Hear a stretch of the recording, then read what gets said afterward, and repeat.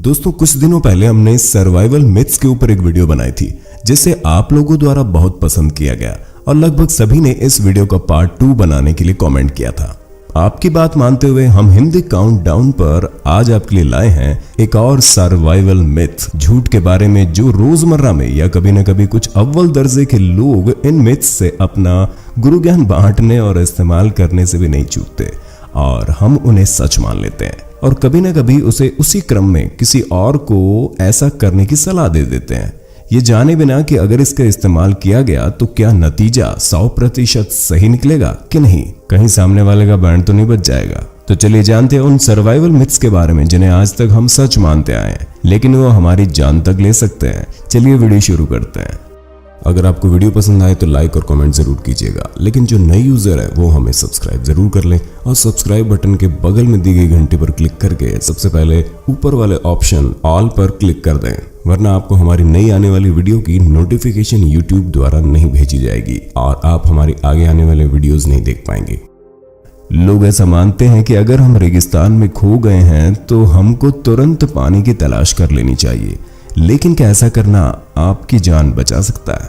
रेगिस्तान सुनते ही हम सभी का दिमाग में रेत से भरी गर्म और सूखी जगह का ख्याल तुरंत आ जाता है जहां पानी आपकी सबसे बड़ी जरूरत होती है। तो क्या अगर आपकी गाड़ी खराब पड़ जाए और आप वहां फंस जाए और बहुत कम या बिल्कुल भी पानी ना हो आपके पास, ऐसी स्थिति में आपकी पहली प्राथमिकता जरूर पानी ढूंढने की होगी। पार्ट 1 में हमने बताया कि क्यों आपको किसी भी कैक्टस से पानी पीने के लिए बचना चाहिए। पहले पार्ट का लिंक आपको डिस्क्रिप्शन में और यहाँ क्लिक करने पर मिल जाएगा। हम आपको बता दें कि दिन में सूखे और गर्मी की वजह से आप बहुत जल्दी डिहाइड्रेट हो जाते हैं।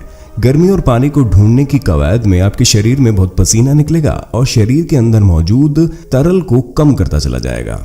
आपको ऐसा कुछ भी नहीं करना चाहिए। रात में यही रेगिस्तान दिन के मुकाबले ठंडा हो जाता है। बेहतर होगा आप शांत होकर सबसे पहले हो सके तो छाया ढूंढे या फिर छाया का इंतजाम करें और आराम से बैठना सही होगा और जितना हो सके कम से कम पसीना बहाएं। मदद ढूंढने या पानी तलाशने का काम आप रात या बिल्कुल सुबह सुबह कर सकते हैं जब रेगिस्तान ठंडा होता है। अक्सर ये देखा गया है कि रेगिस्तान में वो लोग जल्दी मर जाते हैं जो पानी की तलाश में अपना समय और पसीना बहा देते हैं और शरीर में मौजूद नमी को भी सुखा देते हैं। वहीं वे लोग ज्यादा दिन तक जिंदा रहते हैं जो अपने पास मौजूद पानी को बचाकर रखते हैं और रेगुलर इंटरवल पर पानी थोड़ा थोड़ा पीकर शरीर की नमी बनाए रखते हैं। एक साथ पानी पीना भी बेवकूफ़ी है क्योंकि इससे आपका शरीर उतना ही पानी अब्जॉर्ब करेगा जितना की जरूरत है, बाकी पसीने या फिर यूरिन से निकल जाएगा। रेगिस्तान से बचने वाले ऐसे बहुत से लोग हैं जो 48 घंटे तक बिना पानी पिए जिंदा बच गए और ऐसे भी लोग हैं जिन्होंने दिन में पानी तलाशना चाहा और मात्र 4 घंटों में उनकी मौत हो गई।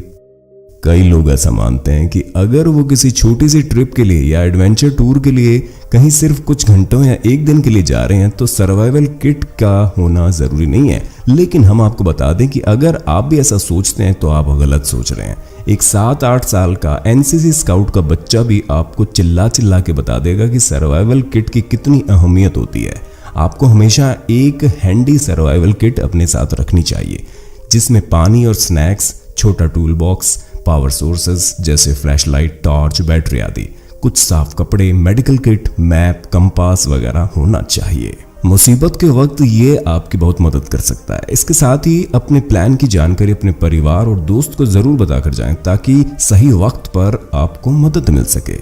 लोग ऐसा भी मानते हैं कि हेलीकॉप्टर रेस्क्यू उन्हें कहीं भी और किसी भी वक्त किसी दुर्घटना या कहीं फंस जाने पर बचा सकता है, लेकिन ये सच नहीं है। ऐसा इसलिए क्योंकि बहुत से ऐसे स्थान है जहां हेलीकॉप्टर नहीं उड़ सकते, खासकर अगर आप बहुत ऊंचे पहाड़ों पर है तो बिल्कुल भी पॉसिबल नहीं है।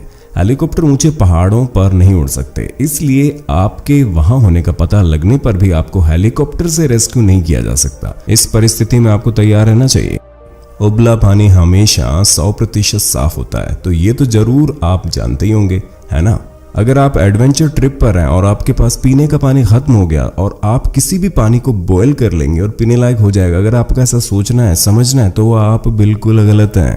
पानी को उबालने से कीटाणु और बैक्टीरिया ही मरते हैं, लेकिन उबालने से पानी में मौजूद गंदगी, धूल मिट्टी या कूड़ा करकट है तो इसे छानने की भी जरूरत होगी। उबालने से ऐसी चीजों से छुटकारा नहीं मिलेगा, ये गंदगी जानलेवा हो सकती है। आप एक शर्ट या रुमाल जैसे कपड़े से टेम्परेरी फिल्टर बना सकते हैं और ये सब भी गंदे हैं तो आप पानी को ठहरने दीजिए, गंदगी अपने आप नीचे बैठ जाएगी और ऊपर मौजूद पानी अलग हो जाएगा। इसे आप उबाल कर पीने लायक बना सकते हैं। अक्सर किसी ठंडे स्थान पर फंसे हैं तो लोग समझते हैं कि सिर पर छत होने का मतलब है आपने शेल्टर सही बना लिया है। बात को समझिएगा। अक्सर लोगों को आपने जंगल ट्रिप पर शेल्टर के नाम पर हॉलीवुड बॉलीवुड मूवी स्टाइल का टेंट लगाते हुए देखा होगा, लेकिन अगर सर्वाइवल एक्सपर्ट्स की माने तो सिर पर छत और जमीन पर कुछ नहीं होने से अच्छा ऑप्शन है जमीन पर बेड और सिर पर कुछ न कुछ होना। सर्वाइवल एक्सपर्ट्स हमेशा यही कहेंगे कि शेल्टर बनाते समय सबसे पहले जमीन की चिंता करनी चाहिए, न कि आकाश की। एक बिस्तर और छत की तुलना में बिस्तर से बेहतर कुछ भी नहीं है। असल में शेल्टर में अगर आप जमीन पर बैठने सोने के लिए कुछ पेड़ और झाड़ियों की सहायता से एक बिस्तर का इंतजाम नहीं करते तो वो आपके लिए नुकसानदायक है, क्योंकि जमीन ठंडी होती है और डायरेक्ट जमीन पर सोने से जमीन आपके शरीर की सारी गर्मी छत की तुलना में ज्यादा तेजी से चूस लेगी। बेड का इंतजाम सबसे पहले कीजिए, उसके बाद टाइम है तो आप छत के बारे में सोच सकते हैं। इसके अलावा शेल्टर बनाने से पहले आपको थोड़ा सा अपने आसपास के मौसम का जायजा ले लेना चाहिए, क्योंकि ये जो शेल्टर आप बनाएंगे वो आपको धूप, बारिश, तेज हवाओं से बचाने लायक होना चाहिए। ठंडे इलाकों में फंसने पर लोग ऐसा भी मानते हैं कि एक बड़ी आग जलाने पर शेल्टर की जरूरत नहीं पड़ती, या गर्मी के लिए गुफा में बड़ी आग जला लेनी चाहिए, लेकिन ऐसा नहीं है। बड़ी बड़ी आग ने लोगों को ठंड में जिंदा रखा है, लेकिन इसका मतलब ये नहीं है कि आप शेल्टर ही ना बनाएं। क्या होगा अगर तेज बारिश हो जाए, तेज हवाएं अचानक से चले, तो क्या आप खुले आसमान में सोना चाहेंगे? इन सब से बचने के लिए टाइम लगा के आपको शेल्टर जरूर बनाना चाहिए। दूसरा, अगर आप खुशकिस्मत रहे तो आपको शेल्टर के लिए गुफा मिल जाए, तो क्या गुफा के अंदर गर्म रहने के लिए आग जलानी चाहिए? ऐसी गलती भूल कर भी मत करना। गुफाओं में रहने वाले आदि मानवों को पता नहीं था, पर आपको तो पता होना चाहिए। गर्मी के कारण चट्टानें फैलने लगती है और चट्टानों के फैलने से वो टूटने लगती हैं, जिसे केव इन यानी कि a collapse of a roof कहते हैं। तो अब अगर आपको जिंदा रहना है तो आप गुफा में आग लगाना पसंद नहीं करेंगे। हाँ, आप बहुत छोटी सी आग जरूर लगा सकते हैं। शायद ज्यादातर हम भारतीयों को इस बारे में नहीं मालूम होगा, लेकिन ये मिथ समुद्र में मौज मस्ती करने वालों, तैराकों और सर्फिंग करने वाले मानते हैं कि रिप करंट में अगर फंस जाएं तो बचने के लिए किनारे के पैरेलल यानी समानांतर तैरने पर बचा जा सकता है। लेकिन पहले हमें रिप करंट को समझना होगा। रिप करंट बहुत ही स्ट्रॉन्ग, स्थानीयकृत और संकीर्ण प्रवाह या कहीं तो लहर होती है जो सीधे किनारे से समुद्र की तरफ जाती है। ये लहरें टूटती लहरों की रेखाओं के माध्यम से कटकर नदी की तरफ समुद्र में बहती है और पानी की सतह के पास सबसे मजबूत होती है। सीधे किनारे के समानांतर तैरना सबसे अच्छा काम करता है, लेकिन तब जब प्रवाह सीधे 90 डिग्री के एंगल से समुद्र में जा रहा हो। यह मिथ पूरी तरह से गलत नहीं है, लेकिन यह जानना ज्यादा बेहतर है कि कई रिप करंट सीधे ना होकर एक अलग कोण यानी एंगल पर आते हैं जो ज्यादा खतरनाक होते हैं। आपकी प्राथमिकता किनारे के नजदीक रहने के लिए होनी चाहिए, लेकिन अगर आप ऐसे एंगल प्रवाह में फंस जाएं तो national oceanic and atmospheric association के अनुसार आपको इस प्रवाह के परपेंडिकुलर तैरना होगा, लेकिन उतना ही तैरना जितना आप कर सकते हैं। और ऐसा करते हुए खुद को ज्यादा ना थकाएं। आपको ऐसा महसूस नहीं होना चाहिए कि आप ऊपर जा रहे हैं। यदि आप बाहर तैर नहीं सकते तो जब तक आप कर सकते हैं तब तक पानी ना फैलाएं। लोगों में एक मिथ और फैला हुआ है कि फ्रोस्ट बिटन यानी कि शीत दंश का शिकार हुई त्वचा को रगड़ कर आराम दिया जा सकता है, लेकिन हम आपको बता दें कि ऐसी गलती भूल कर भी मत करना। शीत दंश तब होता है जब आपकी त्वचा और अन्य उत्तकों में बर्फ के क्रिस्टल बन जाते हैं। चोट को रगड़ने से उत्तक को और ज्यादा नुकसान पहुंचता है, क्योंकि बर्फ के कण कई कोशिकाओं को नष्ट कर देते हैं। ऐसा करने की बजाय नेचुरल तरीके से गर्मी दी जानी चाहिए और पीड़ित को दर्द निवारक गोलियां दे देनी चाहिए, क्योंकि जैसे धीरे धीरे उत्तक को गर्मी मिलेगी उससे शीत दंश से बहुत दर्द होगा। बचपन से ही हम सब कहानियों में सुनते आए हैं कि अगर भालू हमला करे तो सांस रोककर उल्टा लेट जाओ और मरने की एक्टिंग करो। ऐसा करने पर भालू आप पर हमला नहीं करेगा और आपको मरा हुआ समझकर वापस लौट जाएगा। लेकिन क्या हकीकत में आप ऐसी परिस्थिति में इसको अपनाना चाहेंगे? चलिए आपकी शंका हम दूर किए देते हैं। अगर आप जंगल में और आपको भालू दिखाई दी जाए तो सामान्य सलाह है कि चुपचाप वापस लौट जाएं या उसके सामने से दूर हट जाएं। लेकिन अगर वो आपके यार्ड में है या आपके कैंपस साइट के आसपास है तो आप ऐसा नहीं कर सकते।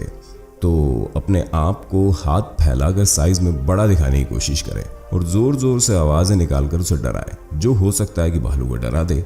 लेकिन अगर भालू हमला कर ही दे तो आपकी प्रतिक्रिया को रणनीति भालू पर और हमले के प्रकार पर निर्भर होनी चाहिए। अगर कोई काला भालू हमला करता है तो उसके सामने कभी भी लेट कर मरने की एक्टिंग मत करना। हमेशा उसके नाजुक अंग जैसे नाक या आंख पर तेज प्रहार करने की कोशिश करना। ज्यादातर मामलों में एक भूरा या ग्रिजली बियर अपने आप को या अपने शावकों को बचाने के लिए हमला करता है। ऐसा करते वक्त वो आपको शोर मचाकर या गुस्सा दिखाकर चेतावनी देगा। ऐसे समय में सबसे बेहतर यही है कि आप धीरे धीरे दूर हट जाएं। लेकिन अगर भालू आपके पास आ जाता है तो अपनी गर्दन के ऊपर अपने दोनों हाथों को रख कर पेट के बल लेट जाएं। लेकिन ऐसा करने का मौका ही न मिले तो आपको अपने बचाव के लिए भालू से लड़ना ही पड़ेगा। जहां पर भालू मिल सकते हैं ऐसी जगह जाने से पहले अपने साथ बेयर स्प्रे जरूर ले जाएं। लोग आमतौर पर मानते हैं कि जब आप ब्लीड कर रहे हो तो आपको टर्निकेट यानी कि रक्तबंध का प्रयोग करना चाहिए। रक्तबंध नसों में खून को बहने से रोकने वाला एक तरह का डिवाइस होता है, जैसे कि टाइट पट्टी या फिर बॉडी को स्क्वीज करके बांधने वाली पट्टी कह सकते हो। बेशक रक्तबंध आपके जीवन को बचा सकता है, लेकिन इसे केवल लास्ट ऑप्शन के रूप में यूज करना चाहिए, क्योंकि ऐसा मुमकिन है कि आप अपना वो पर्टिकुलर बॉडी पार्ट खो दें जहां पर आपने रक्तबंध लगाया हो। इसके अलावा एक बार जब आप रक्तबंध लगा लेते हैं तो इसे किसी भी सूरत में नहीं हटाएं। यह आपके खून की नसों में जहर को वापस छोड़ता है जो आपका शरीर संभाल नहीं पाएगा। इसे अस्पताल में डॉक्टर्स को ही हटाने दें। एक बात हमेशा याद रखें कि रक्तबंध लगाते समय का टाइम नोट कर लें। इसको निकालते समय डॉक्टर्स को इस इंफॉर्मेशन की जरूरत पड़ती है। लोग मानते हैं कि भूकंप आए तो दरवाजे के नीचे खड़ा होना सेफ है, लेकिन ये आज के समय में कितना सार्थक है ये नहीं जानते। याद रखें, ये निर्भर करता है बिल्डिंग कितनी पुरानी है या नहीं। पहले के जमाने में डोर फ्रेम बहुत मजबूत होते थे, पर आज के फैंसी जमाने की ये बात है तो स्टडी टेबल या डेस्क के नीचे छिपना ही बेहतर ऑप्शन है। आपने सर्वाइवल शोज में होस्ट को अक्सर कच्चा मांस या सी फूड खाते हुए देखा होगा और आपको भी लगता होगा कि ऐसा करना शायद सेफ है, लेकिन हम आपको बता देंगे ऐसा जरूरी नहीं है। यदि आप कोई सर्वाइवल शो को देखकर ये मान लें कि कच्चा मीट खाकर आप जी सकते हैं तो ऐसा कहना सरासर गलत है। कच्चा मीट खाने वाला सिर्फ 1 या 2 बार बच सकता है, पर हर बार नहीं, कारण कच्चे मीट में पैथोजेंस होते हैं जो बीमारियां पैदा कर सकते हैं, जिन्हें जल्दी डायग्नोस करना आसान नहीं होता। कुछ लोग कच्चा सी फूड जैसे मछली, प्रॉन्स भी खाते हैं और बीमार नहीं पड़ते, क्योंकि वो सी फूड डायरेक्ट समुद्र से आता है और इसमें साल्ट कंटेंट होता है, और खासकर उस सी फूड के पैथोजेंस मानव शरीर से कंपैटिबल होते हैं। जापानीज डिश सुशी में जो कीड़े और ऑयस्टर में बैक्टीरिया का होना हानिकारक है, फिर भी लोगों का मन पसंद आ रहा है। मेरा मानना है कि कोई भी मीट या सी फूड खाने से पहले उसे अच्छे से मार कर उसे पका लें और तभी खाना आपकी सेहत के लिए राइट चॉइस होगा। भाई जी, आपको जिंदा भी तो रहना है। लोग ऐसा मानते हैं कि हम अचानक एक सर्वाइवल सिनेरियो में फंस जाते हैं, यानी जान बचाने जैसी स्थिति अचानक से पैदा होती है, लेकिन मोस्टली ऐसा नहीं होता। यानी आप एकाएक किसी मुसीबत की स्थिति में नहीं फंसते, ये हमारे फैसले ही होते हैं जो हमें वहां तक पहुंचाते हैं। जीवित रहने की स्थिति आमतौर पर अचानक नहीं होती है, वे आमतौर पर हमारे गलत फैसलों की एक श्रृंखला का परिणाम होती है। कई बार ये हमारी जिद होती है जो हमें वहां पहुंचा देती है। यदि आप झील पर मछली पकड़ रहे हो और आपको अचानक बिजली गिरती हुई दिखाई दे रही है तो झील में से कूदने की कोशिश बिल्कुल ना करें। हो सके तो जल्द से जल्द वहां से दूर हटने की कोशिश करें, इससे आपको जिंदा रहने की पॉसिबिलिटी बढ़ जाएगी। सर्वाइवल का असली मतलब है सही सर्वाइवल टेक्निक्स की जानकारी, और वैसे भी ये ज्यादातर इसके रोकथाम और बचाव के लिए होती है। कहने का मतलब है कि अपना कॉमन सेंस यूज करें ताकि बेवकूफों वाले काम ना हो।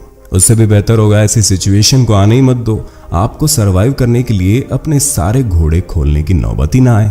दोस्तों, यही कहना चाहूंगा कि कभी भी सर्वाइवल मिथ्स पर साइंटिफिक फैक्ट्स या प्रैक्टिकल फैक्ट्स जाने बिना आंख बंद करके फॉलो नहीं करना चाहिए। तो आपको वीडियो पसंद आई, हमें कमेंट बॉक्स में वंस मोर बता दीजिए।